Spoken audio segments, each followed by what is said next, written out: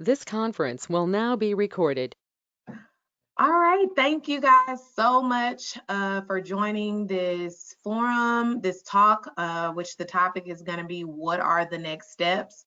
As many of you and our viewers may be aware that we're in the middle of quite an electrifying time right now where, in response to George Floyd being killed by an officer with his knee in his neck for over 8 minutes, the response from cities across America has been protests, anger, frustration.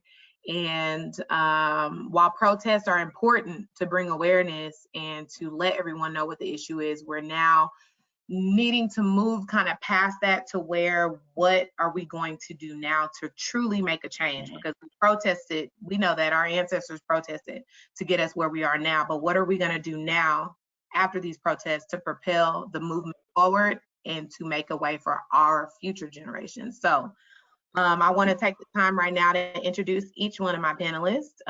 First of all, I'm Erica Gathers. I'm from Houston, Texas. We have Tiffany Briggs from Oklahoma City, George Young from all over, but LA. He's currently in LA. We have Norman Markland, who is also in Oklahoma City, and BJ Bryant, who is in Oklahoma City. So I want to thank you all for joining me.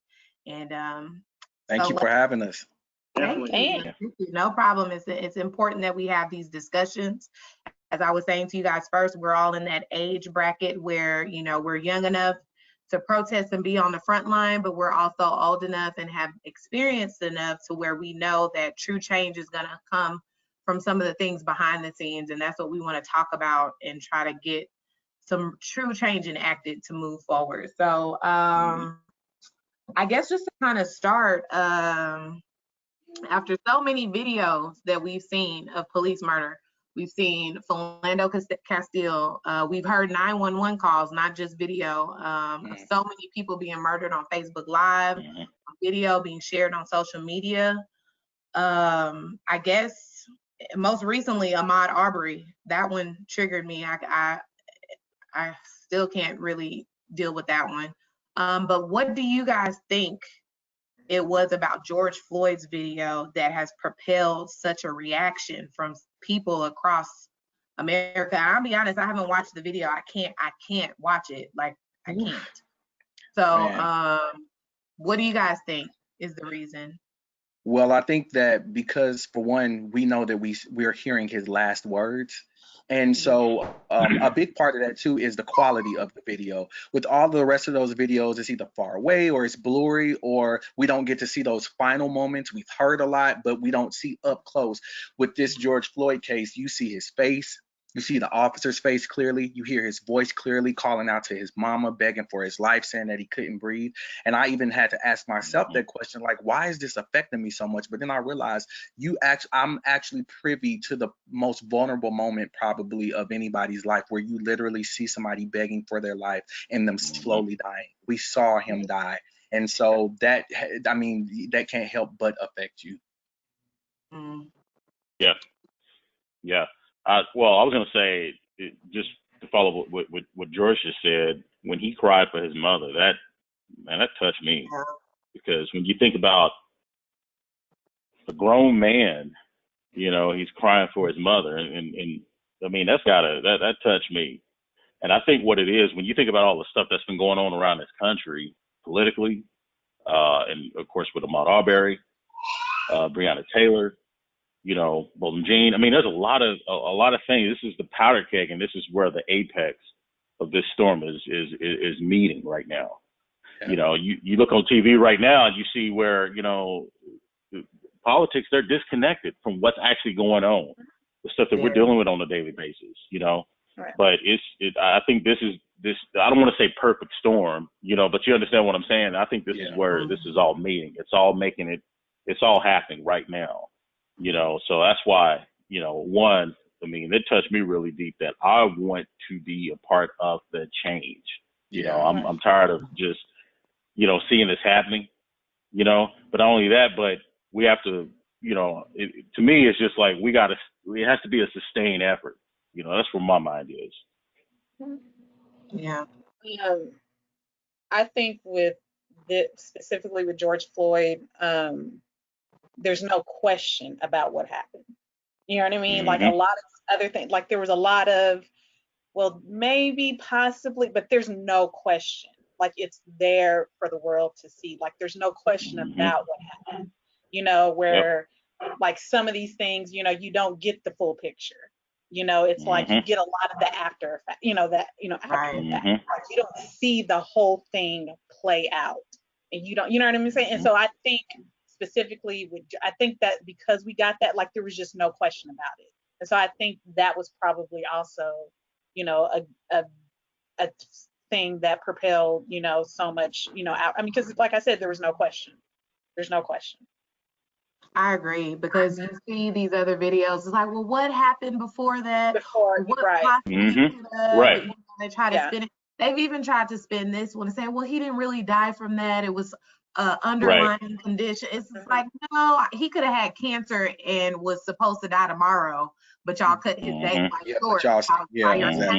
You know what I mean? So I agree with you. It's like, no question. I agree with the other ones we saw. Well, I didn't see it. I can't watch it. I'll be honest. That's a whole other topic. PTSD, watching murder on like real life murder on the screen. I just can't do it, especially when I heard the things about them saying mother, his calling for his mom, as a mother to a Black son. That to me, I can't handle that. I don't want to watch it. And so I can understand, you know, for all of the reasons that you guys discussed, you know, why, like it's the boiling point. At what point do you get tired and it's enough?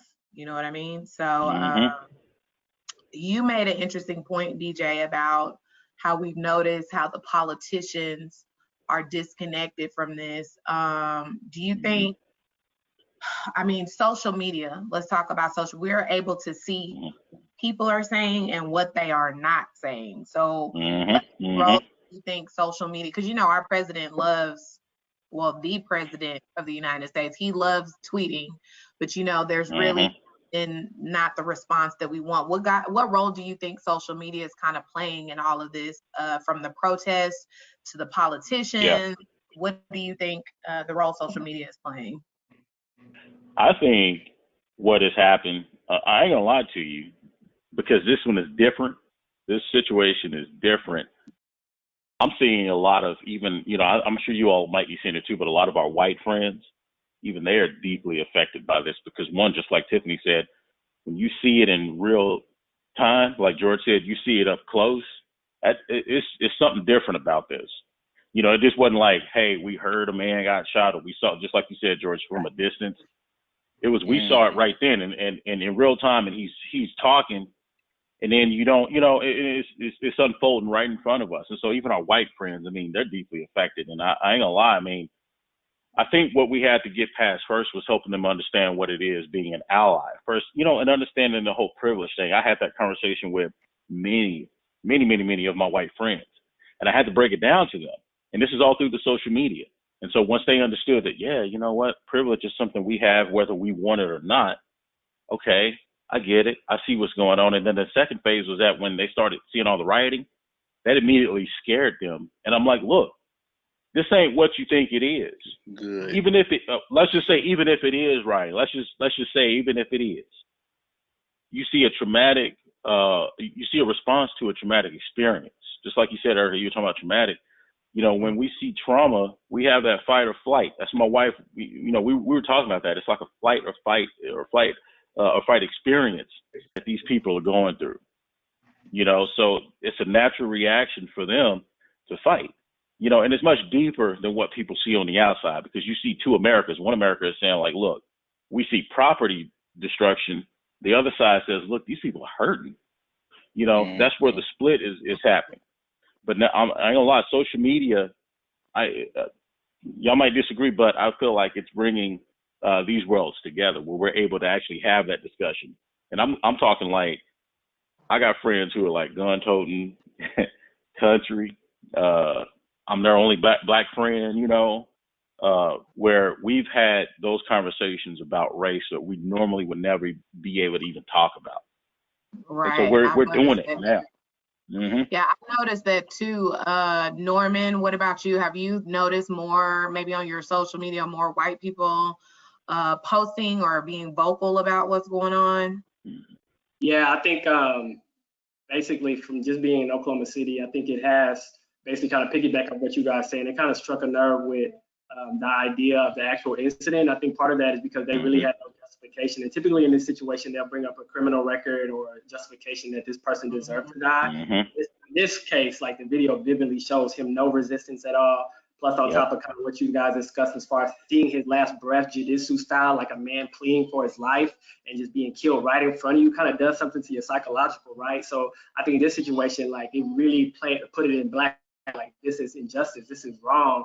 I think in the power of social kind of galvanized the world, right? So it's almost like you see it firsthand, and even if you didn't understand before, like this is wrong. Like there's no other way you can believe right or wrong. And so I think under context, on top of all the stuff going on with the virus, people feel frustrated and the franchise, I think again, it's triggered everybody to kind of come together, understand like what is going on, like what are we doing? It kind of just triggered everyone. Yeah. So while we're getting into what are our next steps, what do you think the Black community needs from the white community at this time? Because I do see that they're getting more vocal. I know a couple of my friends have inboxed me, direct messaged me, asking me questions. My sister also has been having some of her white friends ask her, what can I do to get involved, or just to even seek a better understanding? What do you think we need from them right now in this moment? Go ahead, Tiffany. You can raise your hand. We don't need nothing. I mean, I didn't want to lie. I wanted to raise my hand. She's such a good student. I know, right?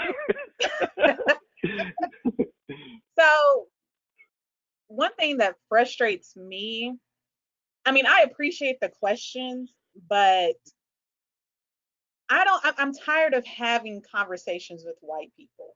Like what I need you to do is go home and talk to your husband, to your friends, to your family members who may have said something inappropriate about Black people, who you know for a fact may have some, biases or some, racist like I need you to go talk to them. But you know what I'm saying? Like that's what I need personally. Does it affect you by having like different races in your family? Like, what is that? That's something that I've been thinking about.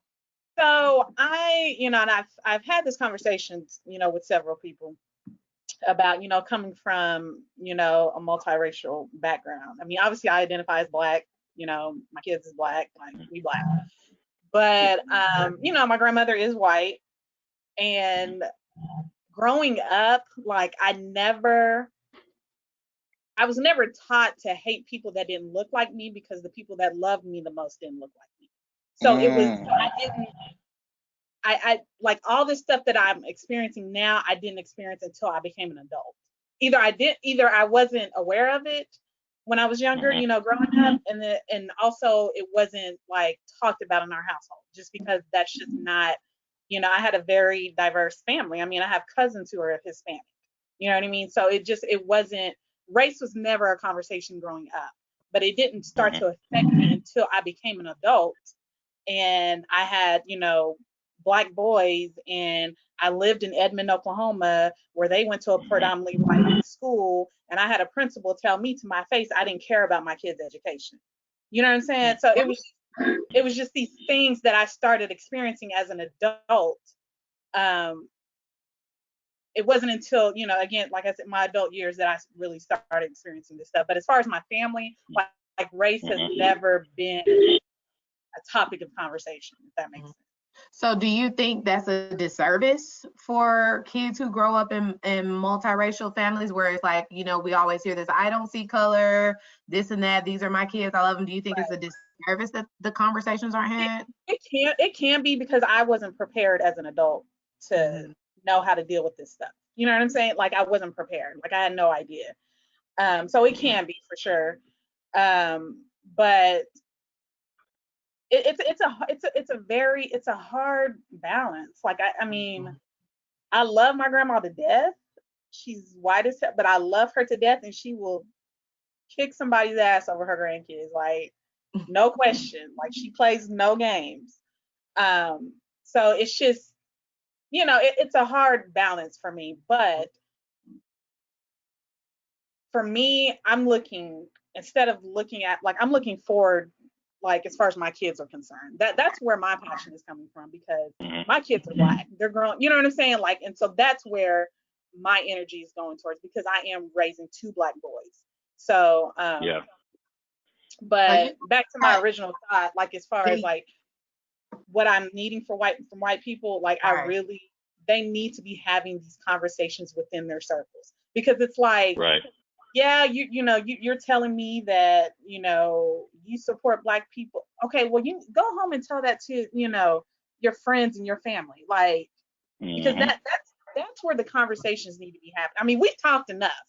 Like, the history is there. Like, I don't need to tell you about Black, like, it's there. But do you think they're asking you because they need information, or what do you think? I mean, are they coming to you to, I guess I don't understand for what exactly it is that they're, I think some of them need they're in denial.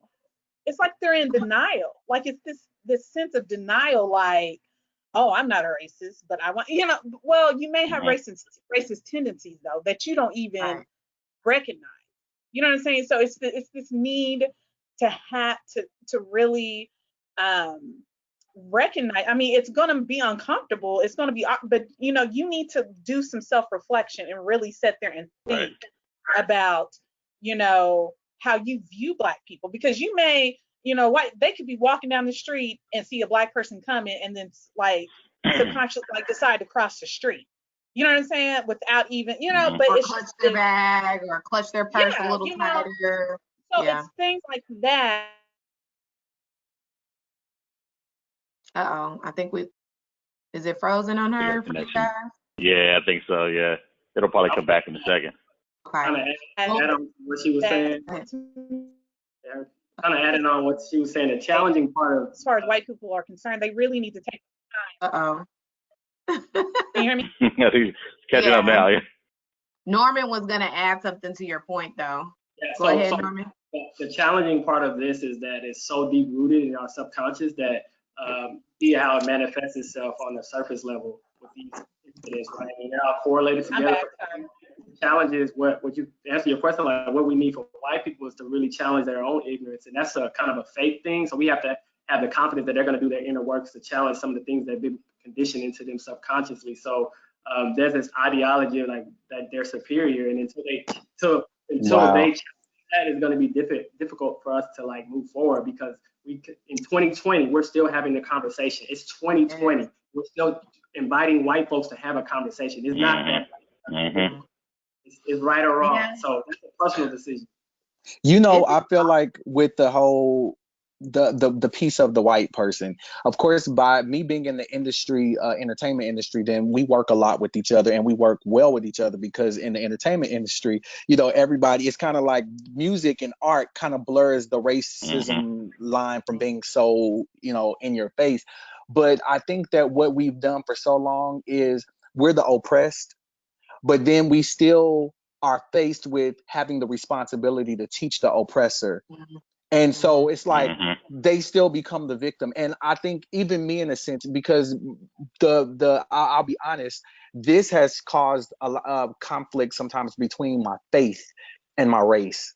And that hasn't been really easy for me through this little thing, because I love God. I'm not racist. I love everybody. I want people to walk in that. I want grace. I want all of that. But this was different to me, where my anger exceeded my desire to have a conversation. Like, I really was in a place where, like, I was like, I'm literally about to start cussing on social media. My mama just going to just have to see, but then I had to come back and get my mind right and realize that, an ignorant person is an ignorant person, and it's not my job to teach my oppressor. Now, I understand that, we have to, conversation is good, but you have to want to learn that. And y'all are not that dumb. Like, y'all smart enough to cover up stuff, to rewrite laws, to break the laws, cover them, shift money, all of this. But you mean to tell me you don't realize that you privileged? And then they say, well, So what I really need, I'll just answer this easily. What I need from them is to realize that they have a privilege, and the only way that they will be able to understand, because a lot of them probably don't understand because of the privilege, is you have to put yourself in our shoes. If you're not going to put your husband or your son out there to get killed by a black police officer, how about you do everything you can to empathize and sympathize with our people, and then you'll see. And I think that's where it comes on us, all of us in here, because obviously everybody in here is super smart, super intelligent, and we all have something, some type of gift or something that we do. Like Erica, you put this together. Me, I'm putting a song together. Like we got to do what we do in our. And I think what a lot of times what's been a crutch for us, I always say for church people, I'm gonna pray about it. That's a crutch. Yes. Prayer without faith without works is That's dead, real. though. It's You gotta put dead. in the It's not work. going That's to do real. anything. So I feel like with us, our crutch will be, well, if I can get people to know, what can you do? You have to be Right. able to step out on your own and say, if nobody else walks with me, what am I going to do? And that's what I had to figure Right. out. So for me, I said, you know what? I was telling people to burn it. I was like, burn it down. Yeah. And then once I started seeing the business owners and all, I'm like, oh my God. So I'm like, for me, I dedicated myself. I said, I'm going to help people whose businesses have been destroyed. I'm going to help them and physically go out there and help them pick up rubble and pick up this. And if they need me to board, like I want to be able to feel the sacrifice of, because this man died. And although it's sad that he died, it looks like he has been the one, this death has been the one that's like, okay, this is going to change things, because now people have to pay attention. So let me ask this then in relation to that, because we say, okay, this is the one. Because about 5 years ago, Mike Brown was the one. Sandra Bland was the one. I went out there to PV. I was active with the Sandra Bland. I went to the courthouse when they were having the proceedings in Houston. I was very active with that. And it's just like, okay, every couple years, we get, I think around that time we got the body cams, and that was a whole big thing. Like, get the body cameras. They can't fight. Yeah. Found a way to fight the video. You know what I'm saying? And like, Right. tell us what we're not looking at. Like, what we're looking at, you're telling us is something different. So I guess my next question then to pose to you guys is, are these protests, are things really changing? I mean, what do you see? I mean, we've been protesting, and it's like every time we get something, they move the goalpost, and now we got to get something else. So it's like, has anything really truly systematically changed? We've had some little surface things change, but systematically have changed. And have they? I mean, have they I think changed? so.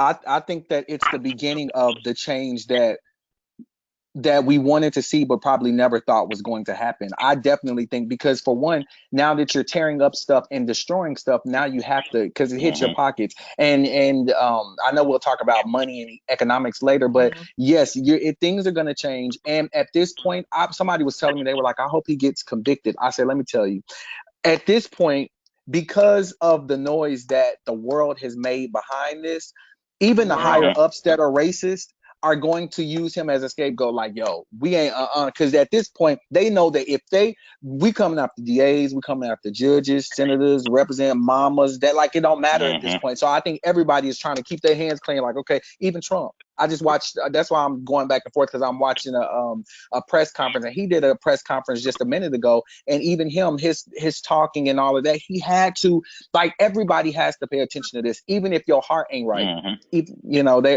think it's definitely going to change some stuff, not some stuff. I think it'll change a lot, and I think it's opened up a lot of people's eyes, and maybe some of the white people really didn't pay attention to it, but I think it exposed. We talked about social media.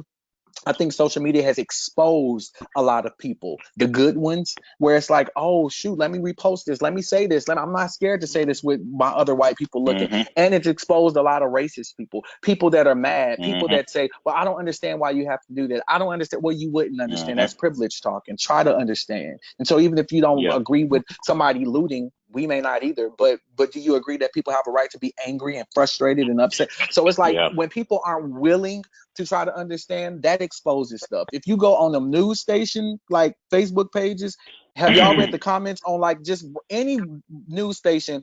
I mean, people are saying the most off the wall stuff about white people, saying the most off the wall stuff. So it exposes people, But yeah, it's changed a lot, I think. Well, I was going to say, I think part of this, what makes this different, and I just want to make a real quick point, and then I'll address it too. But you had asked a question a few minutes ago. You said, well, what do we want from white people? What I've explained to white people is, you remember when Michael Bloomberg went to a church, I believe it might have been in New York, and he wanted to walk over. He went to this church and said, I want to tell y'all how much I hate racism. He went to an all-black church to tell them that he hated racism. And everybody And like, go to a white message church and fell tell flat. them. They stood up and they turned around. They turned their backs to him because his impact would have made sense if he would have went to an all-white church and said, Right. I hate racism, and you should too. So the point I'm making is, what we want from white people, we want allies. We want them to get next to us, stand with us. When you at that family function, like Tiffany was saying, and you have that racist uncle, squash that. And if they don't get it, I had to break it down to another guy. I said, look, as men, we have what's called male privilege, whether we want it or not. We don't have to think about when we walk into our car at night, having our keys out, making sure that, nothing jumps out at us. It's women who have to think about that. Yeah. So when you think about it like pay equality, what is it if a man goes into like a room and he's standing in front of a room full of women and he's saying, well, I hate pay inequality. It makes no sense. Why don't he go do that in front of a room full of men who understand or who may not understand what pay inequality is? But to answer your other question, when you talk about like what's made this different, I think what's made this different is 3 weeks ago, y'all remember? It was mostly, some black people out there, but we had white people out at these state capitals saying that I want my rights, my constitutional rights. I want to get my hair cut. I want walk my dog. I'm not going to stay in the house. I'm not going to. They had a protest too. You see what I'm saying? So they're like, well, you know what? I was out protesting my so-called constitutional rights, but you know what? I had to explain to someone else. I said, typically, black people, we're out here trying to fight for civil rights, human rights. To live. Sometimes constitutional rights. Right. Sometimes constitutional rights, but that's what white people, they look at it as like, well, you're infringing on my constitutional rights for me to live my American dream or to do what I want to do as an American. Nah. We're like, look, we just want to be considered human beings. That's why we're out here fighting. That part. So they saw their protest, but then they're seeing our protest, and so now they can't argue that. They had their opportunity. Right. We have ours. So when you see part of it might be that we have to riot, that we have to tear up some stuff to get your attention, it's no different than when Boston Tea Party. I mean, they were burning stuff up. You know what I'm saying? I mean, people seem to conveniently forget that change usually comes about in a not so peaceful a radical way. you got to be radical sometimes to get attention. They don't even say when they was burning our churches up. They were burning up black churches. Like, why is that not even I'm like, we actually owe a few burn downs at this point. Like we could like come on now, let's like even if we was making this thing even, you know what I'm saying? If we was gonna just say, okay, let's level the playing field, we owe y'all a few burn downs. That's why I'm like, it's so weird because on one hand it's like, we want to do things the right way and we want his legacy to live and we don't want people to be distracted from what's going on. But at the same time, it's like, now look, if y'all not listening, we're gonna have to take extreme measures so you guys can pay attention.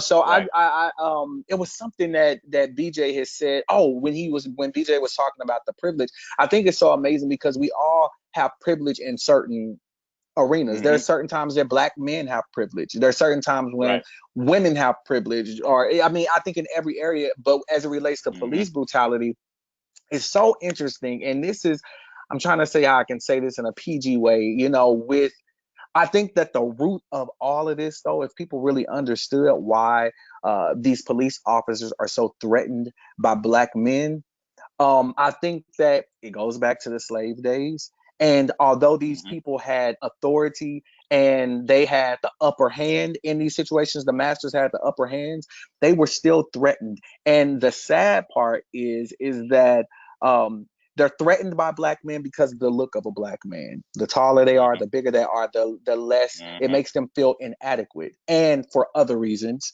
it's just, it is what it is. So I think even like when you go back to like buck breaking and all of that kind of stuff, all of that was still to make a black man feel less than. So they would do whatever they had to do, rape them, let another man rape him in front of his family on the slaves, on the plantation and all of that. And I think that's what that is. That man, when he was kneeling on George Floyd's neck, and you looked that police officer in his eyes, and he had this look of like, you're not gonna win.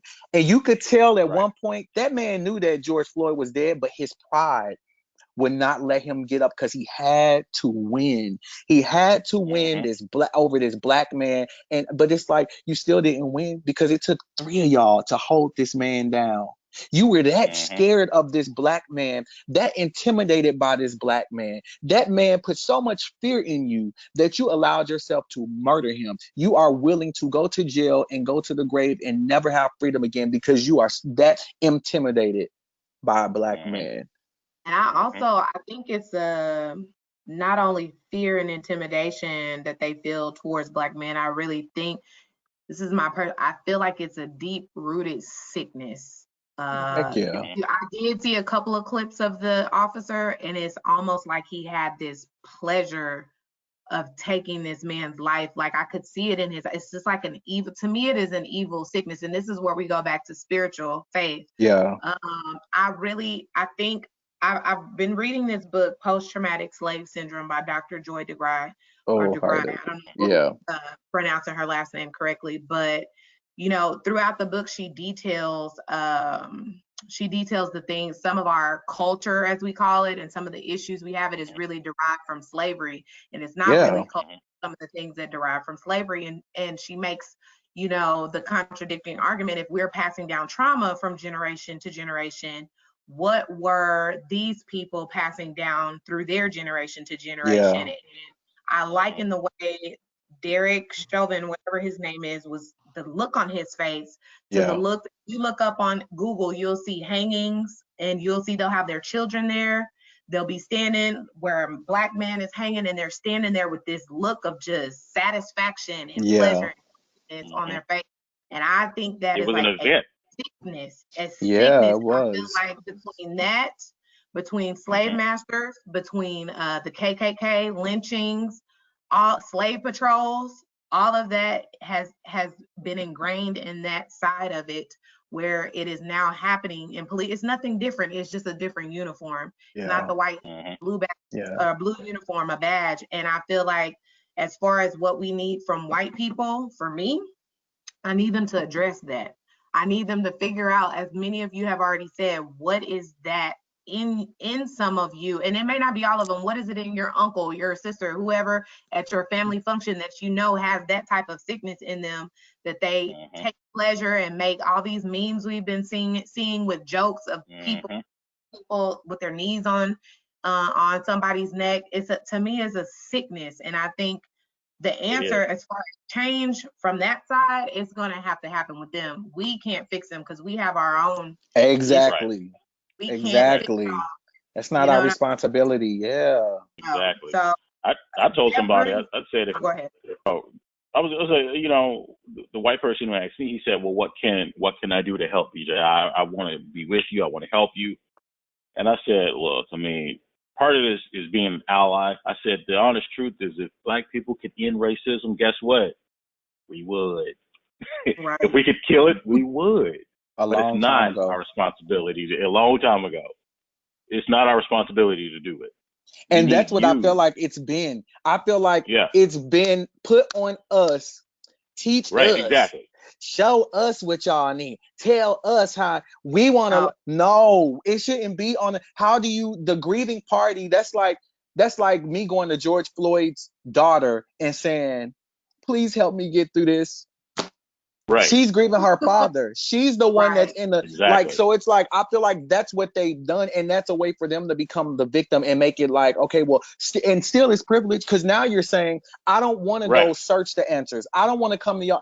I want y'all to come to me and teach me. You feel me? It's like don't put that responsibility of you needing to learn on me. And that's what it's like, it boils down to. If you took it upon yourself to learn, we wouldn't be where we are now. If you took it upon yourself to start figuring out why you're racist and what the root of it is and why do you fear these people, then And you that's have what. Can I? go ahead. And that's the part that frustrates me the most. It's like the history's there for you, for everybody to, immerse themselves in. Like, Come on, you immerse. don't need to come. I mean, like, I'm serious. Like, it's there. It's literally there in books and speeches, and you can literally connect the dots. Like, don't come and ask me. Take the initiative to do your research and to do some self-reflection. It ain't even got to be research. You just need to do some I mean, because it's like, it's at this point, nobody should be asking those questions. That's at what this I point. feel. That's how Exactly. I feel. Nobody That's how should be I asking. feel. We'll research everything else. Thank you. Google Right. will tell you anything. Google will tell you anything. Google got me through grad school. Okay. Ask Siri. But again, I think that's their way of putting the responsibility on us. Like, Exactly. it's our fault that we in the streets rioting. You know what I'm saying? Like, it's just their way, again, to not only disconnect themselves from the history of white people and how they've treated Black people in this country, but to put that responsibility back on us to figure out and fix. And that's what really, that's the one thing that really frustrates me to no end. You asking me something, number one, that I know. Like, I don't need to, like, I'm done. Like, I'm sorry. I'm getting. It's okay. Well, But you know what? Because the last time I was at work, my white coworker came to me and said, well, I mean, what do I need to do? And I told her, I said, go home and talk to your families. Go home and talk to your family. Go have. Uh-oh. I think we lost her again. We're gonna start calling her Elsa. We're gonna call her Elsa, and she frozen. I want to I know. play devil's advocate for a little bit. Like, I think my perspective, one of the challenging things about all this is like two things. And you mentioned Dr. Joyce DeGroove's book, and I think white people historically live with a dissonance that subconsciously they know the fear of almost like, it's almost like a fear of like, if you were in power, what you would do to me, like I did to you while I was in power. And so that's kind of like intergenerational, passed down. So like for me, like reading that book and understanding like white people live with that dissonance, right? So they have to justify these things. And the other thing is like self-preservation. Like everything for me, my understanding of racism is as a culture, as a white race, like they believe like they're superior. In order to maintain that sense of superiority and power, like you have to do these tactics and strategies. So for me, it's difficult for them to like go against their own cultural self-interest for the benefits of Black people. Like that's like that's deep. That's a good point. You know what I'm saying? It's almost like you have to go against and it's like individually, socially, we can progress, but I think systemically it's going to be difficult because a lot of white people move in silence and they move very covert. So it's like you have to really peel back the layers of how this carnage operates and understand like this is all set up for their benefit as a group, and they work collectively as a group. And these things happen. These things have historically happened from LA race riots to Watts. It's been going on these riots has been going on for centuries and decades, right? So it'll pass. In 4 or 5 months from now, I was thinking this yesterday, will we have that same energy at the polls? Exactly. Like we had at the literally 8,000 people in Oklahoma City yesterday. I'm like, we can galvanize and organize these same people to continuously put pressure on the establishment. That will begin to start a change. Now the challenge is statistically, these people do not historically vote. Right, and these statistically, this group of people don't economically, collectively support each other. So how can we change that? And I think for me, is like education. Like, how is this empowered? We can riot and protest all we want, but what's organized, right? So the system perpetuates itself from white privilege. Like that's deep rooted. That's how the system was started. So how do we begin to break that down to benefit our people? And that's a lifelong fight right there. So that's kind of what I want to. This is kind of what we're going to transition into. What are the next steps? Before we get into that, though, you said something very important that my sister and I have been discussing over the course of all of these events. They move very covertly and strategically. I need us sometimes to take things offline, have a meeting, no phones, sit there and strategize and let's Plan. talk and Yeah. plan. And Yeah. seriously, and I do believe voting is one of the things, but I think where we miss the mark with voting, number one, it's not enough to register to vote, go vote, and then just hit Democrat straight down. Come on. Come on. It's not enough Exactly. for that. We need to research. There is a and viewers, if you're watching, take a note. I promote this on my Facebook all the time. Vote411.org.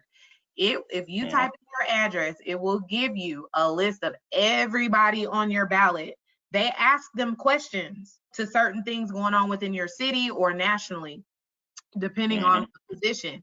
And each candidate will answer, and you will see some of them have been in positions so long, they don't even bother to answer. They don't even bother Wow. to answer the questions. So it's like, if you actually research this and you can even print it out, you can save it. It lets you download or save your decisions so you can remember who the people are when you go to vote. It does all of that for you. And if people make informed, I think it's very clear to make it just a distinction in just voting and making an informed vote. Come on. Informed, because I'll be honest, I'm a little more liberal, but in some areas I may be kind of down the middle. It depends on what the topic is, and everything isn't going to be straight one way. I believe in life, everything is not straight black or white. There is sometimes I think as we're moving into discussing, if we're discussing voting, I think people need to make very informed voting decisions. And also, to my earlier point, I think we need to get collective, get unified. And I think sometimes we need to blast every one of our moves on social media, because as you said, they move covertly too. They're watching. Why do you think so many people are at these protests trying to ruin the whole movement? They know what we're about to do. They know what people expect from us. So I think we need to kind of fall back a little bit from social media, get offline, plan, educate our people, and make sure that they can make informed decisions moving forward. But at this point, we can go ahead and move into what do you guys think should be some of the next steps besides maybe voting? You can add to that, or anything additional. Frozen, look at Elsa. Elsa raising her hand. Elsa. Can y'all hear me? Yes, we can hear you. When you get passionate, your screen freezes up. She'll be like, I know. Start getting heated up. So Norman and I, we talk about this stuff a lot. We talk about, how a lot of the, systemic oppression is embedded in our policies and our laws and pretty much our everyday life. So I'm always constantly thinking on a macro level. So I'm always thinking up here, looking at the bigger picture and positioning myself, within these systems, because I struggle with, my career and whether or not I should leave it, for more money or whatever. But over the last few weeks, I've realized how important it is for me to remain in the system. Man. Let's give her a moment. Turn her audio. Yeah. Let it go. Let it go. Norman, I think you're Norman, you muted. Start planting seeds. You got that Teddy Riley internet. Yeah, right. Okay, you back, Tiff. We can hear you. Yes, we can hear you now. You can hear me? Yeah, we can hear you now. Yes. Listen, I'm sorry. So let me hurry up and get my point across before I freeze up again. But basically, for me personally, I think it's important to have representation in some of these systems, like as far like schools. Yes. We don't have enough teachers. We don't have enough staff members. I'm at the school that I'm at now. I sponsor a Black feminist thought group. And so I'm providing a space for Black female students to, talk. But if I wasn't in that space, then who's to say they would have, or if I wasn't in that position, who's to say that they would even have that space? You know what I'm saying? Right. So that's kind of where I'm at, like, and I hate to use the word infiltrating, but putting more people like us in leadership positions in these systems, because to me, you can't effectively lead a group of people if you don't know what it's like to be in their shoes. You can't make decisions for a group of people if you don't, if you're not representative of that population. You know what I'm saying? Like we have politicians and legislators making decisions about public education, but none of their kids are in public schools. All their kids Come are in on. private schools. You know what I'm saying? So to Exactly. me, I think it's important. Again, I'm always looking at the macro level of things. So being able to position people that look like us in those positions, because you can sit there and talk to you're blue in the face to these white rich politicians, but it's like talking to a brick wall because they're so disconnected. They may Right. listen, but they truly don't understand. So you can't expect them to make the right choices for you if they don't even know what it's like to be you, if they never step foot in your neighborhood, if they never step Exactly. foot and or even sent their kids to public schools. Like they don't know. So it's like, for me, and the way I look at things, we need to start putting people that look like us in these At the positions table. to make Yeah. decisions. Because Yeah, I until agree. that happens, I mean, it's just going to be a vicious cycle. To be clear, and I hate to use like a little slang or catchphrase, but all skin folk ain't kinfolk. And I think we need to be very, very aware. Like, yes, we want people that look like us, but we want people who are of the set. This goes back to that collective of the same mindset. Yeah. So not so much that looks like us, but also thinks like us. Yeah. So let me add that in. So I agree 100%. I agree. Yeah, I was going to say that we had talked about how they're thinking strategically and they move covertly. So think about what they see on TV right now. In our mind, it's like, hey, we want change. We want to do this and we want to make change. But if you were to sort of get into the shoes of somebody who's a lawmaker, some older politician in D.C. or city council person, their mindset and the way that they think strategic, they're like, well, we need to write laws that says, well, only an X number of so-and-so people can gather and write it into law. So it makes everything that we've done. So in other words, if we're going to be out in protest, they might try to go in and write a law thinking strategically to stop us from being able to do it the right way next time. You know what I mean? But on the flip side of that, I hear what you're saying, Tiffany and Erica. I know you and I we were talking this morning on Facebook, and I think what we don't understand, we have to look at this from different ways. And you talk about looking at it at the macro level. I'm sort of looking at this on the micro level. When I mean micro level, I'm talking like down to the granular level. Because when you think about these situations that we're talking about, these are local situations. Local as in it is a cop that is in my city that is giving me a ticket or stopping me for a broken tail light or whatever. This is somebody that works in my community. Now, I don't know if he lives in the community. Now, he probably doesn't live in my community, but this is somebody who's local in my area. Now, when you talk about that same thing, these cops are given orders to go out and enforce the law. Enforcing the law is done when these city council people who consistently, there's levels. Exactly. Yeah. Exactly. And they So consistently pull money in these budgets. Everything up here filters down to, down here. Yeah, I agree with that. I think that's a dope perspective that BJ has as far as, and I was thinking the same thing. We always go straight to the police. I mean, the president, vote for the president, the president. And it's like, yo, we got all of these district attorneys, the people that are in the cities when somebody gets killed. These are people that we vote in, and they're the ones that's making the decisions if these people are getting convicted, if these people are getting indicted, if these local politicians, so I think that it would be even great. I talked to my dad about it too. I'm like, Dad, my dad is a state senator. I'm like, do y'all have any programs where young Black people, like if they are interested in politics, because that's a part of the strategic thing that they do. Let me tell you, just like they'll take and whoever's watching, just in case there's a white person watching, when I say they, I'm not meaning all white people. I'm saying people that do this with their families and with their children. They'll take their kids at 4 and 5 and teach them how to shoot guns and all of this. They'll teach their kids how to follow in their footsteps with going into politics and these type of things. And we have to learn to do that same thing, not waiting till they're 19 and 20 to teach them and say, well, don't you want to be? No, we need to teach them as kids in elementary school, teaching them about going into politics. I know back in the day, I don't know if y'all remember, they used to have like pages because I wanted to be one at the Capitol, and just learning those type of things. What are laws? How do laws come into play? How do we get bills made? So even if you don't want to be a politician, maybe you go lobby, maybe you go out and, when I worked at Capital One in management, they made made us go into each area. And so at one point we had to go into the legal part of Capital One, and we had to go to the Louisiana State Capitol, and we had to lobby for certain bank laws that we wanted to take place. So the voting is super important. And then the only other thing I wanted to say, I took notes, was owning more where we're the primary commodity in that.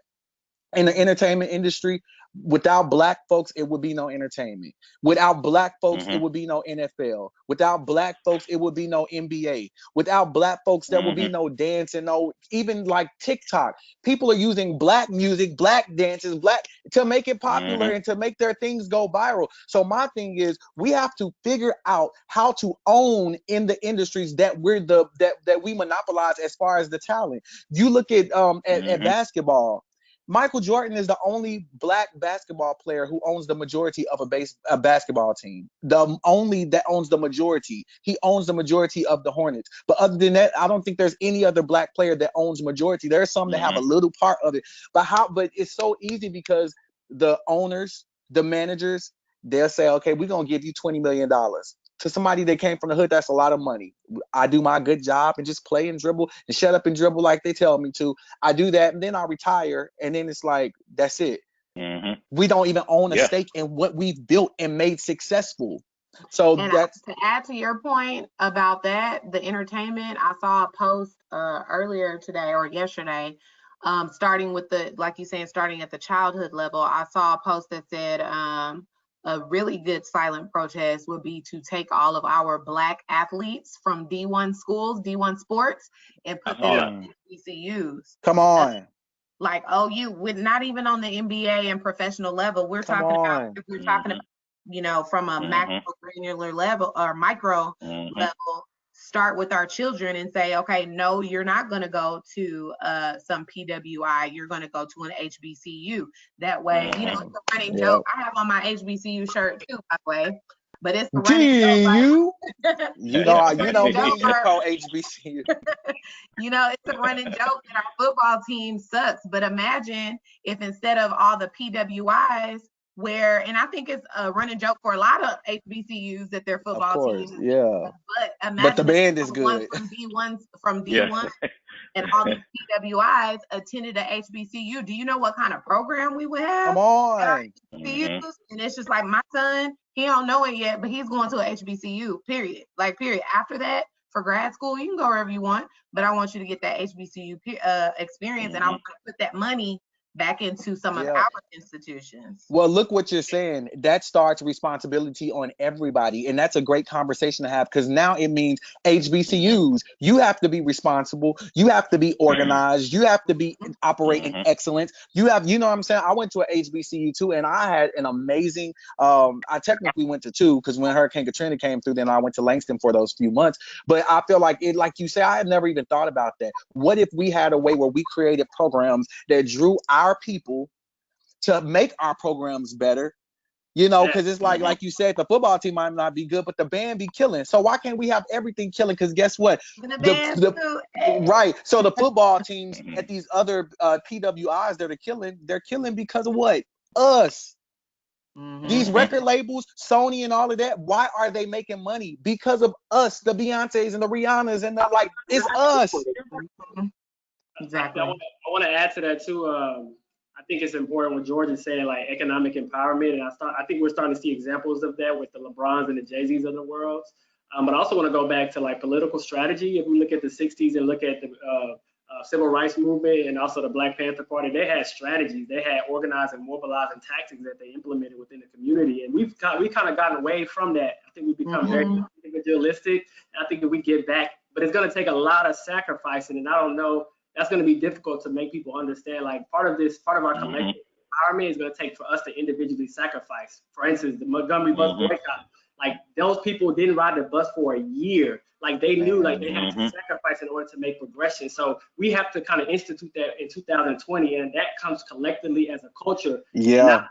Not thinking selfishly, but thinking as our community. If we have to sacrifice economically to not shop at Walmart for a month, they will get the hint after they start hitting their bank account. They will. Organize. And I think that's what's missing in our community, the lack of leadership and the lack of the ability to like sacrifice for the greater good of our community.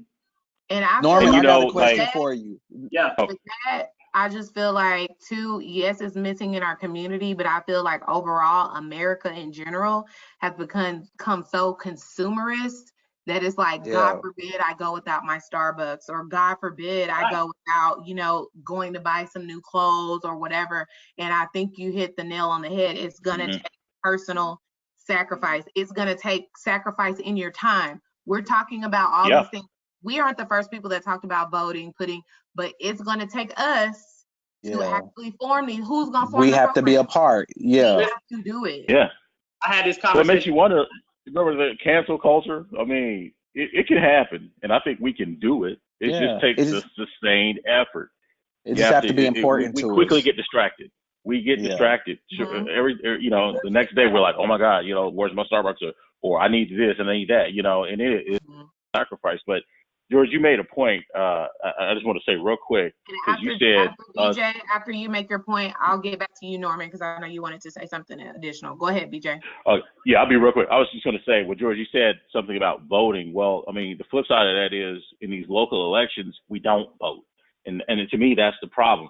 I think it might have been, Norman, you had mentioned, or somebody mentioned at the federal, or it might have been you, George, I'm sorry, at the national level, is where we see the money that's dumped into politics, but we don't see much of it on the local level. Hence, we don't see the TV ads, or, you know, we're at work and we don't see anything about these elections. So these city council people and these local people, they expect us to not vote because that's keeping them a paycheck. It's keeping them sitting on the city council. And these are the ones that, like I was telling you this morning, Erica, I think our grievance should be twofold. It should be, our grievance ought to be on these police officers that are rogue police officers that are using excessive force and that are killing us. But on the flip side of that, we also should have a grievance against these local lawmakers. But you have to take one more step back. Are we participating in our local elections? Because these local issues is where these police killings are happening. It's not happening on the federal level. Trump has made himself his mission to be a distraction and to speak on behalf of stuff that he has no idea. You know, like, for instance, he has no idea what goes on in these local places with the stuff that we deal with because we live in these communities. He has no idea. He's serving as a distraction. So the point I'm making is, I think if we make a concerted effort to get participation in local elections, because this is where this is happening. Now, it's happening in many communities, but these are local issues in many communities across the country. But we don't seem to understand the whole local election thing, because that's what affects our everyday life. You get a jaywalking ticket, you get a speeding ticket, you get, you know, that's local stuff. Police brutality, unfortunately, is local. And that's where the change, I think, has to happen. Okay. Norman, go ahead. And I have another question to pose to the group, but I'll go ahead, Norman. Yeah, I think I just think, man, a lot of people are politically illiterate, and it's difficult to understand the politics. And I think they said it perfectly, understanding the operations of the local level. And we've been conditioned to look at TV and look at the president, but it's really like our daily things we see that we can make a difference. So it's literally like we're playing a sport. We're playing checkers and they're playing chess. And so until we understand the game of politics, like we're going to continue to have some of these struggles, right? So we have to like understand, like we have to understand to move collectively. The only way we're going to make a difference is we move collectively. And oftentimes that's going to take us sacrifices. Going back to that, I talked about voting today. A lot of Black folks are like, well, I don't feel like my vote counts because I'm not voting, right? So that one vote adds up. Each individual adds up to and really the difference between elections, right? And so I think we need to start educating on the importance of not only voting, but how to get stuff done. So a lot of that is organizing. So after you vote, keep your representatives and your local legislators accountable. Attend town hall meetings, call them up. These are things other races are doing that we're not doing. And so I think a lot of that is the lack of education. Understand what they need to do. They work for you, and so you need to keep pressure on. You need to attend those meetings. You need to ask those questions. And George said it. We begin to educate our kids and our community. Like, they work for you, so you have a voice and use that voice. Come on, exactly. Norman, you had just said about the sacrificing thing. My question for you, it just came to my mind while you were talking. That was a great point you made. Do you think millennials operate in millennial privilege to where they feel like, oh, I ain't never had to go through that, so I'm not gonna? Because most of them, even I'll use Corona for example. My nephew got contracted Corona, and so he's at Florida A&M. He an alpha. He popping. He like I be looking at him on social media. He just like super popping. But when everything was shut down and quarantine, all of them young people were still out clubbing, partying, having house parties and all of that. And in my mind, I said, that's millennial privilege, because in their minds, let's be clear. We are the millennials. This is Generation Z, I think you're Z. referring to. Yeah, younger than us. Those early 20-somethings. Yeah. Those early 20-somethings. But you know, like we're like the beginning of millennials. And then it's like you got that last part of millennials. And I think they operate in that privilege to where it's like, because I even have to question myself. It's like, okay, would I be willing to at this point? Heck yeah. But I think 10 years ago, if somebody said today we're not doing it, and I was like, no, but I want to go eat crab legs. So why I can't go to, you know what I'm saying? So I was just thinking about that, like the privilege of even. But see, that brings a larger question then. How do we get people on board? Because to your point, George, yesterday at the protest, while it was a lot of people that came together of all ages, one thing I did notice is there were a lot of our age group seemingly missing, or they were either more on the sidelines because they have their children and everything. But it's like, how do we, the young people, I noticed they took it more as this is a kick it day. We at the strip, we have, you know, it's like, oh, I'm gonna flex my, I'm be hanging. That's what I'm saying. And it's like they weren't taking it seriously. Seriously. And it kind of upset me.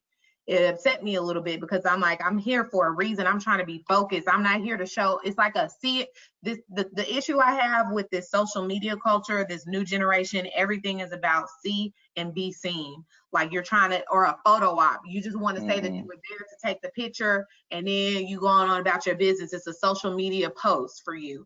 But the issue at hand is that we're actually out here for some of you Gen Z people, Black males, whatever, who may be the next victim. You know what I'm saying? And it's like, how do we get them? How do we get people on board, not just of that generation, but even our own, to say, you know, I saw the argument that, oh, well, I have kids, I'm not going out there. And I understand that because I'm a single mother and sometimes I can't participate in everything. But at what point do you say, look, I got to go out there and do this for my kid, or I have to sacrifice and start some programs and do this for my children and do this for everybody else? But how do we get people on board, Tiffany? Well, I think first we have to recognize that not everybody's way of participating or, you know, being about the cause looks the same. That's true. That's great. How do we get them on board for everything? Because people don't vote. Right. So people don't protest. Right. So again, I mean, I know, I mean, even for this younger generation, I think I made this comment to you yesterday. A lot of these conversations aren't even happening in their homes with the younger kids. Wow. I see it at the school I work at. These kids are so completely, I don't know if they're like desensitized, they just don't recognize it, or they're just completely like, you know, but I know a lot of these conversations aren't even happening at home. So I think, I mean, with that younger, I mean, because a lot of times any of this information, and it most of the time it's wrong information, is coming from the schools, like, you know, because that's where they spend majority of their time anyway. So having, you know, somebody like me, you know, who works there, knows and understands. I mean, I can't reach all those kids, but the group, the few that I am able to reach, they were out at the protest yesterday. You know what I'm saying? Because they know, I mean, I have those conversations with them, and luckily there are a couple of other staff members that also talk to them, because they're not having these conversations at home.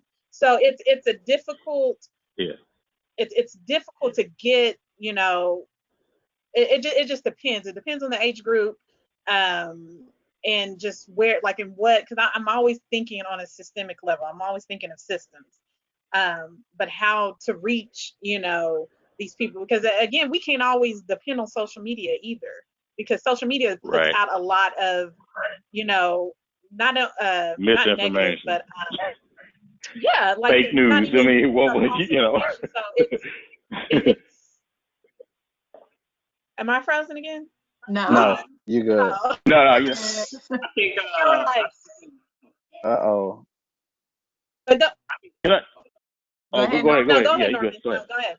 I think personally, I want to hold our generation a little more accountable, and I don't think it's our fault, but I do think we were the first generation that was raised post desegregation. So I think we were raised in an integrated social society. So I think we kind of got away from the collective consensus of organizing and being empowered. So individually, some of us on this call have gotten to that. We've got a little privilege. We're middle class, and we're good, but we forgot about the other 70% of Black people that are living in bondage, right? So, and that's difficult to sacrifice your success for the betterment of your people, and in the 40s and 50s, collective effort. And I think because some of us have become successful and been in spaces and be able to garner some type of wealth, we've kind of got away from the group economics and the group essentially because we're integrated in white society. So before segregation, it was like all Black people were together, so you had no choice. So now it's like we're kind of getting back to that, and people are starting to be aware. Like we still got a long way to go. We still got a lot of organizing to do, and I think that's very important. But unfortunately, it takes these situations to happen for us to be intentional, right, moving forward. So we have to just get back to the group effort of tackling these things from a systemic and personal level. So let me ask you. Can I make a point? Oh, go ahead, BJ. Well, I was going to say real quick, Erica, you and George brought up 2 points. George had asked a question about millennial privilege, and and then Erica, your question, it was quite a while back, but the question was, we had said, what can white people help us do? So when you put those two situations together, it really answers sort of like the direction that we can go in, because Norman just sort of mentioned like we have a need too. And our need is to help get our younger generations or the younger generations in that mindset that we're in, so that we have to make changes too. So the question is like, what do we need from them? You know what I mean? And so it kind of goes around, like we have needs from, white people. What do they need to help us do? Or what do they need to do? And we also have the needs on what we need to either help our younger generation understand, like it's serious, man. Like this is our future. I mean, this could seriously be like the extinction of us and our rights and the things that we don't have, man. We may not have that. I mean, this is serious. And just like, it was messed up, man, because some of the protests, I mean, you're right, they turn into like get-togethers and parties and stuff. And I get it, the whole Corona thing kept us in the house, but it's our life, man. Like literally, we can't lose focus on why we're doing this. Somebody died. Many people have died. This is different. That's the scary part about it. Something me and Norman talk about all the time is how we may not even see a change within our generation. We may not even see it in our kids' generation. But I mean, because you're talking about hundreds of years, trying to undo hundreds of years of systemic. I mean, literally what this country was built on. You're talking about trying to undo all of that, and it's a very, I mean, even when you think of it like that. Oh Lord. We'll give her a couple of seconds. We like she's about to make a good point too. A couple seconds.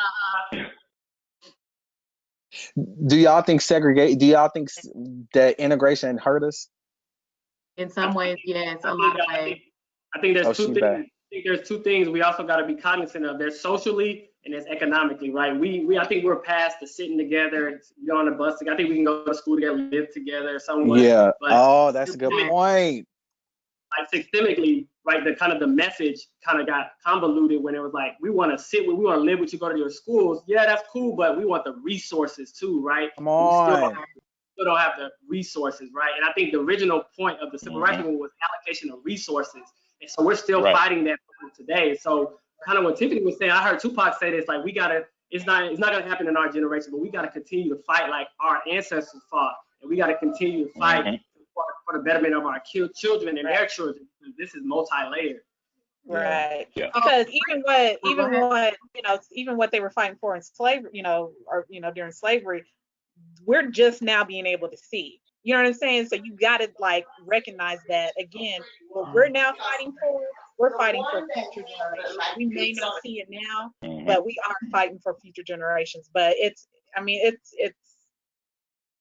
So let me ask you guys this question, because we're talking about solutions long term.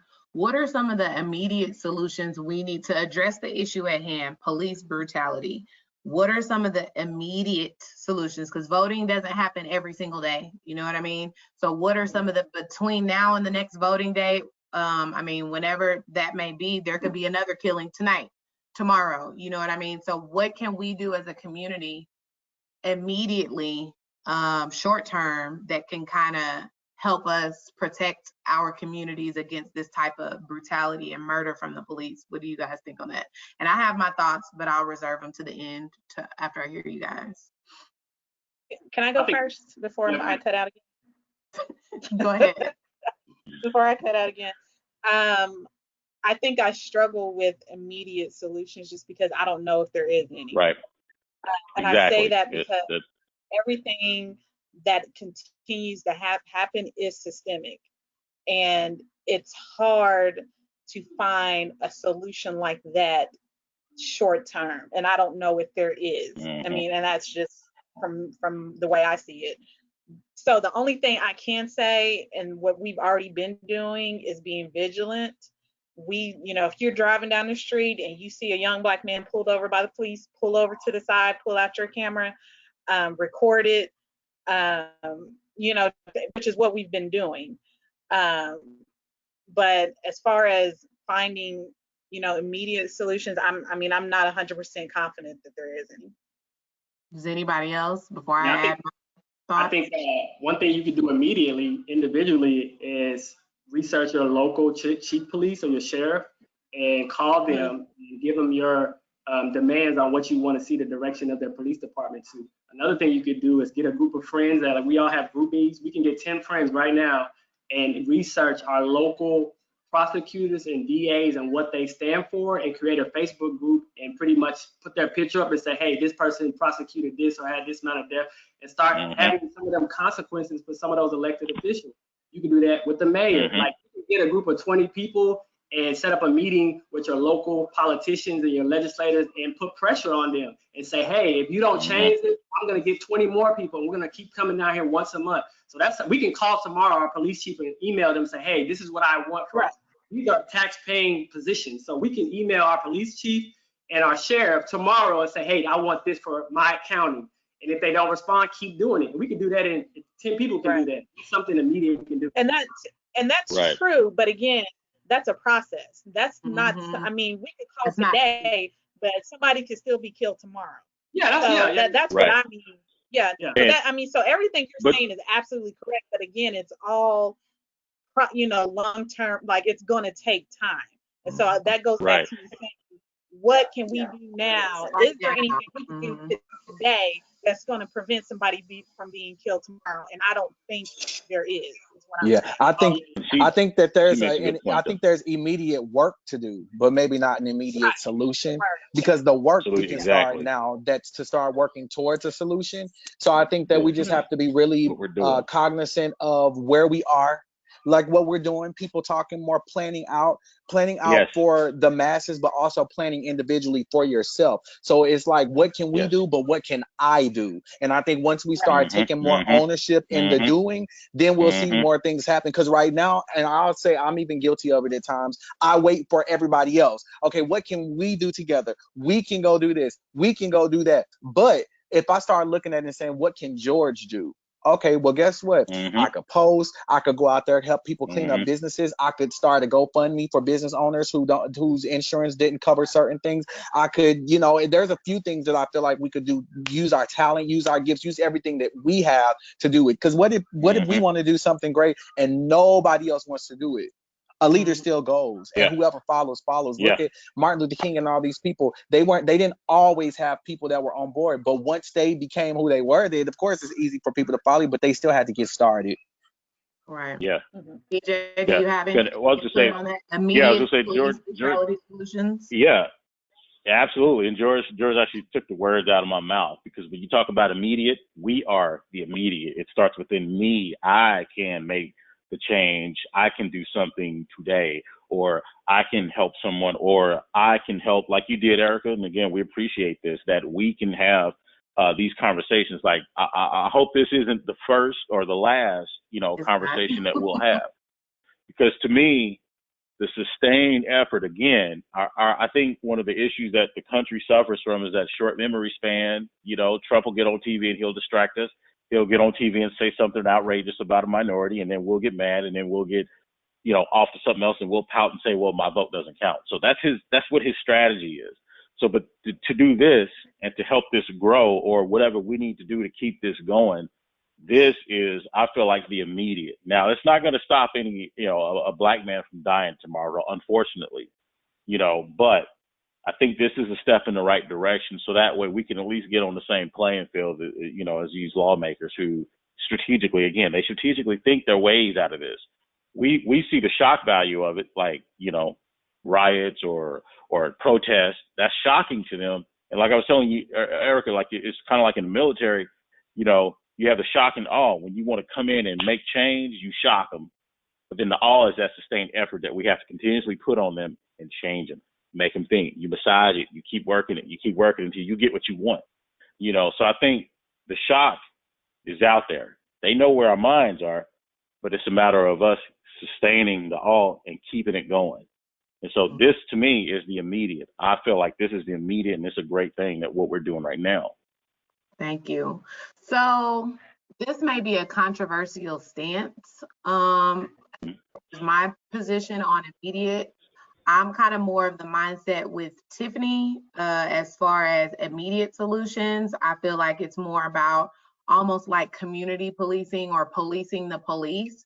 If you see someone getting pulled over, I feel like you have a duty and a responsibility to stop and record. Now, I could go a little more radical of the Panther mindset and say that we need to arm ourselves for self-defense, research local handgun laws, and also research what the Panthers did, where they researched the local handgun laws. They also license to carry, and they also researched what is the legal distance I need to stay away from a police stop as to not interfere with the investigation, just to let you know we are watching you. Now we have these phones, and that's a weapon, if you will. It's something that you can't escape from as well. But if you want to take, I'm a little more, like, I want you to really feel where I'm coming from. So I'm kind of more of the mindset. I think we need immediate solutions.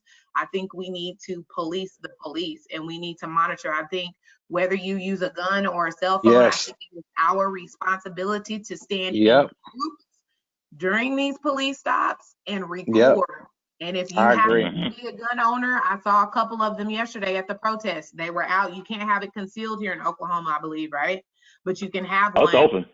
Out. It's open carry. But so I saw a couple people out with open carry, but I feel like there has to be, like you said, a shock to them. We're not going to take you killing any more of our people, and we are standing right here watching you, either with our phone or with our license to carry. Now, whether or not people are prepared to defend, hopefully it won't elevate. Usually it goes back to George, what he said about intimidation factor and that fear. Usually they'll kind of back down. And I think the Panthers saw some success with that, which is why they were so quick to dismantle that organization. So those are just my thoughts. I know it's a controversial stance, but that's where I'm at with it right now. That's where I'm at with it. But just to kind of wrap it up, I know we talked about voting, putting people in positions of power, from the youth, teaching them how to do it, all the way up. We talked about economic segregation, as far as having an economic Black stability versus social. And so we talked about these things. So I want to pose this question to you guys before we close, as a way to close out. What are you going to do, or what do you think you can do from this point on? Because we talked about what can I do. What are you going to do after this conversation to kind of put some of these things that we discussed into play? What are some of your ideas or thoughts that you're going to actually commit to action today? And I know I'm kind of putting you guys on the spot. We talked about a lot, but because I know everybody has different areas of interest. So I want to hear from you guys. What are you guys going to do moving forward? Well, truthfully, you did say talk when we first started. We said faith without works is dead. Talk is cheap, and it's one thing to talk, but it's another thing to go out and do it.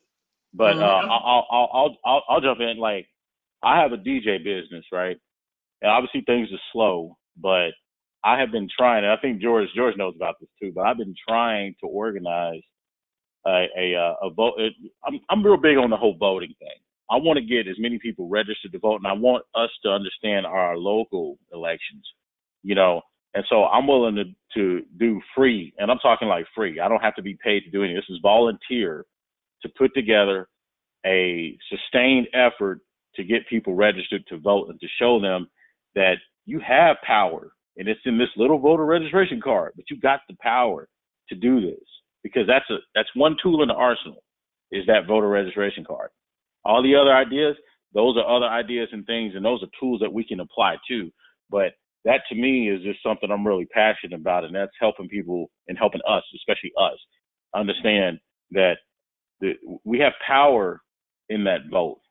So I'm willing to dedicate and offer whatever resources I can for free, whether it's audio, video, getting a venue, ballots, what technology. I volunteer all of my resources for free. And so that's something I'm working on. So don't be surprised, y'all, if I reach out to y'all and see what we can organize. Right. Absolutely. Anyone else? Yeah, I'll go. For me, I think I want to actually get back on the grounds and do a little bit of organizing in the community. Get out there and actually knock doors, and like, especially for the local election that's going on. We have one of my mentors is running for sheriff, Officer Wayne Cuban here.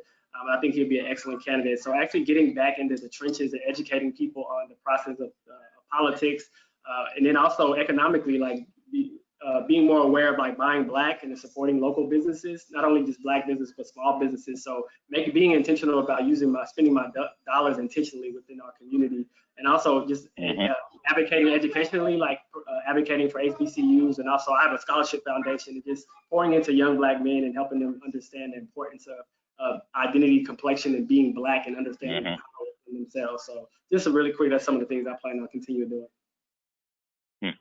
That's good. Tiffany, George? Yeah, I'm sorry, I was on mute. I was about to say, so I actually haven't been talking about this at all because we've just been trying to get it knocked out. So basically what I've been working on is I'll call it an online marketplace for Black and brown vendors. So an Amazon for Black people, where when people want to buy Black, they don't have to go to 50 different vendors to try to figure out, okay, I want that. You can just go to this one site and everything on here. If you want soap, you can type in soap and you can see all the different types of soap that are, manufactured and distributed by Black companies or whatever. And so different things like that. It will be a marketplace for even authors and that kind of thing too. So we're trying to get that literally in full throttle by July. Okay. I need my African Black soap. I love that, man. Yes, sir. Good stuff, y'all. That stuff works wonders. Razor bumps, Does man. it? It's real. You don't know that. That's what I mean. All right, Tiffany? So I'm really big on looking to the next generation. That's pretty much what my career has been for the past 10 years. And now that I'm working in a school,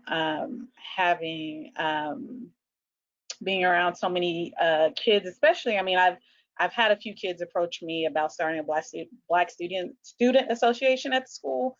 So I think that's something that I'll probably work on next year when the school year starts. But personally, like, I've signed my kids up for the NAACP youth chapter here in Oklahoma City. Norman, I told you about that. And then just signing up for the regular adult chapter for myself. But I really want to get more into, being on the ground, doing grassroots stuff. I'm not really sure yet, but like I said, my main focus is looking to the next generation. So I'm really trying to use my position in the school and really educating, a lot of these kids, because they're completely. One of the things that I've seen is that they feel like that they can't speak up, or that they don't have a voice, and so they're not given that space to talk about this stuff. So just, being able to be in a position to provide that space for them. So yeah, that's kind of where I'm at. Okay, well, you guys had all great things. We've discussed a lot. We have a lot to talk about. As for me, I think I'm a teacher at heart, even though I've moved out of the teaching arena into corporate America. Teaching is still in my heart. I think I have a business, but I think what I'm going to do moving forward is I'm already trying to get a nonprofit off of the ground, but I think I'm going to use my ability to spread information and educate to kind of go with the next generation and maybe educate these people, not only just at high school level, but college level, about the importance of voting, what they can do if I kind of want to research some legal aspects as far as community policing and like kind of policing the police. I kind of want to get some more information about that. But I definitely, between voting, education, and policing, those three, I've already been researching some information on some grassroots organizations in Houston that kind of work against police brutality. So once everything kind of lets up with COVID, depending on whenever I decide, I'm going to go back to Houston. I'm going to try to get some of that stuff running, and also just working with the next generation, like Tiffany said, partnering with some of these school districts, HISD, Aldine, which are predominantly Black in Houston, and kind of spreading my message. These are things I did when I was a teacher anyway, student council, whatever. I would host assemblies and things, workshops. So this is kind of important. I want to be able to speak about these things to students and let them know that, you know, they can make a difference, and it does matter what you do, because what you do really has a domino effect on the rest of your community. So I think we have a lot to think about. I don't think we have to have all the answers right now, but I think just the start of it and getting those thoughts and those wheels in motion. And I'm gonna check up on y'all. I'm gonna follow up and see what's going on. Come on, teacher. Hey, accountability. Yes, Miss. Accountability. Yes, Miss That's what Gathers. it's about. I gotta check out the guys, see how y'all doing. Okay. Yeah. And I appreciate you guys. Go ahead. And something else real quick, you know, I think it's also important that we show support to all these already established organizations. I mean, Norman, like he said, he has his own scholarship foundation, which is really dope. So make sure, you know, you guys follow Norman on Facebook. Absolutely. I'm gonna look you up as soon as we hang up. Donations for his scholarship, you know, be sure to contribute. Norman, you have a scholarship? Yeah, I have a scholarship foundation for Black men, specifically for Black males from Lawton, but I'm about to expand it to Oklahoma City as well. Awesome. Okay, I'll be donating, and look at Tiffany again. Yeah. Look over. Hey, George, too, man. Kudos to you, man. I don't know you personally, but you got a huge platform, man. So you literally, like, you have the voice of people. So keep doing what you're doing, man. Wow, I appreciate it. You know, it's interesting because I've never been one to be pro-Black. I'm Black. I grew up on the East Side, and like I ain't never been whitewashed either. But I just always was so focused on, you know, just doing me or whatever. And more, I think for whatever reason, I don't know if because his name is George, but this has really brought out the nigga in me. You know what I'm saying? It's like I'm just I'm like so affected by it. I'm like, nah, I gotta make sure that it's always clear where I stand, and that, you know, like I said, I love everybody, but more and more even now, that's why I was asking about the segregation thing, because I feel like you look at all these other places, it's not a bad thing that these cultures are in there, you know, because you got like Chinatown, that's where all the, you know, you got Koreatown where all the Koreans like out here, and I'm like, it ain't really nothing wrong with people representing a culture and us being like, hey, we Black, we, you know, we over here, we doing our thing. And as long as we, you know, so I do love the togetherness of it all, you know, because I believe that we're created for community and unity and all of that. But I think when it comes down to culture, you know, I think this has made me want to really, really preserve African-American culture. Because when you think about it, I can't think of, you know, when you think about white people in America, their culture is their culture is taken from every other culture. You can't really, and if the stuff that you can think about that you associate with just their culture is negative, racism, you know what I'm saying, and that kind of thing. But even when you look at African Americans, our food, you got soul food. What do you consider with Europeans? Pumpkin pie? I mean, I don't really know. Like, their thing is just, it just is no thing. With Indians, you got their stuff. You got not even their cheeseburgers, clothes.